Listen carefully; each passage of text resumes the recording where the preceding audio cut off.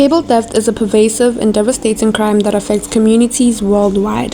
The brazen theft of copper cables and other valuable infrastructure not only disrupts essential services like power and communication, but also poses a significant threat to public safety. Exposed live wires can spark fires, electrocutions, and other deadly accidents.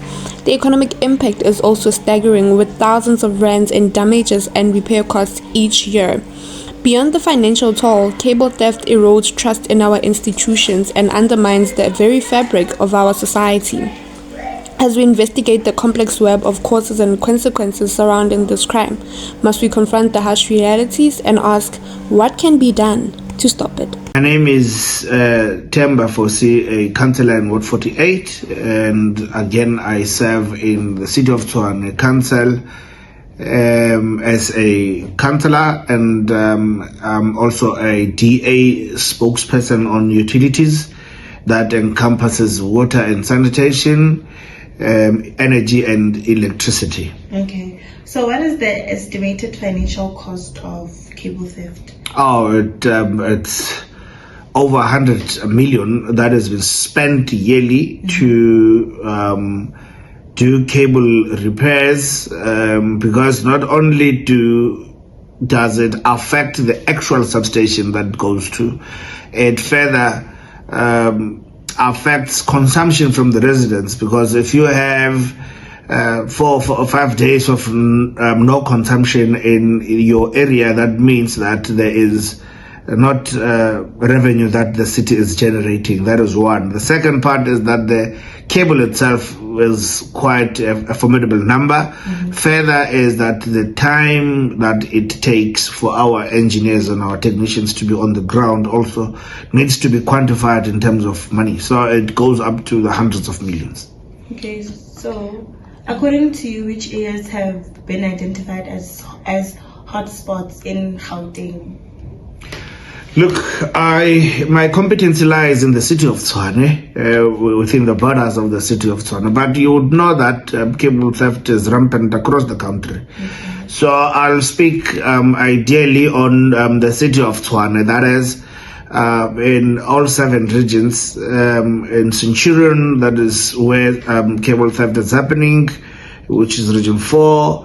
Region 6, and in region 3 in the CBD and Far East and the East Side, and to a certain extent in the townships also.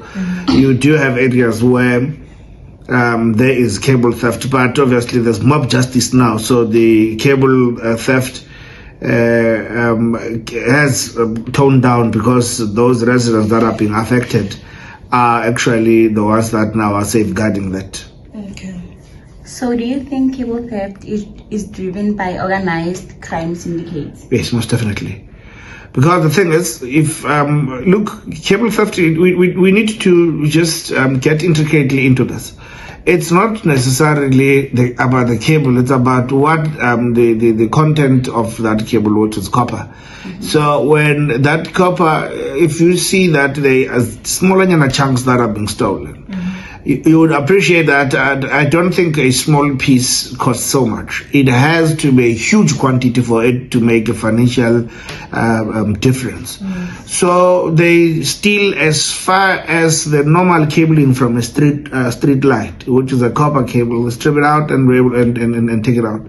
And that alone, it's not enough. So there's it's a syndicate that works in the domain of the scrap facility. So if we attend to the scraps and make sure that copper itself becomes a precious metal like gold, you'd also appreciate that when you have a certain amount of gold, you need to declare. Any metal that is a precious metal, except copper, you go to jail or you have to account. Whereas with copper, that's not the case. So we need then to tighten up our rules that if you've got a certain amount of cable, of copper in particular, you need to declare, we need to know exactly where you got it from. That's one. The second element is that there needs to be regulation so far as the scrapyards are concerned, where the Nyobe boys or the people whoever are stealing this, are taking this to the scrap facilities for sale. Khona i-power cable, khona i-transmission cable, khona i-network cable. Network cable ya network transmission i-signal, power cable yileyo gas, right? So i-cable entshontshwayo yile ye-power. And then cable ye-power intshontshelwani? Cable ye-power intshontshelwa ukuthi ngaphakathi kwayo inalento ekuthiwa i-copper. Ground cables are more vulnerable compared to the overhead cable lines. So there's a little bit of disparities here. That's why the importance is that whatever that technology that is vulnerable, it needs to be protected at all lengths. We need to have cameras into our substation. We need to have TMPD or private security that is on hand to be able to assist and educate our people that vandalism, theft, and illegal connection also, those are things that we also, because that in the totality of things, it's stealing. Cables are protected because also there's a mutual benefit when cables are stolen. There is a supplier that smiles and says, oh, good, they'll be buying from me. That's where the problem is. We need to cap this all to such an extent that the only time we replace a cable, it should be on the basis of fault, not on the basis of theft. To remedy cable theft, a multifaceted approach is needed. Communities must raise awareness about the dangers of cable theft and organize neighborhood watch programs to monitor and report suspicious activity. Infrastructure protection is also crucial, requiring secure cables and regular inspections to detect and prevent theft. Law enforcement must prioritize investigations and prosecutions, fostering collaboration with service providers and stakeholders. Additionally, supporting local businesses and investing in modern secure infrastructure can help reduce the vulnerability to theft. By working together, communities can reclaim their safety, security, and economic stability, building a brighter future for all.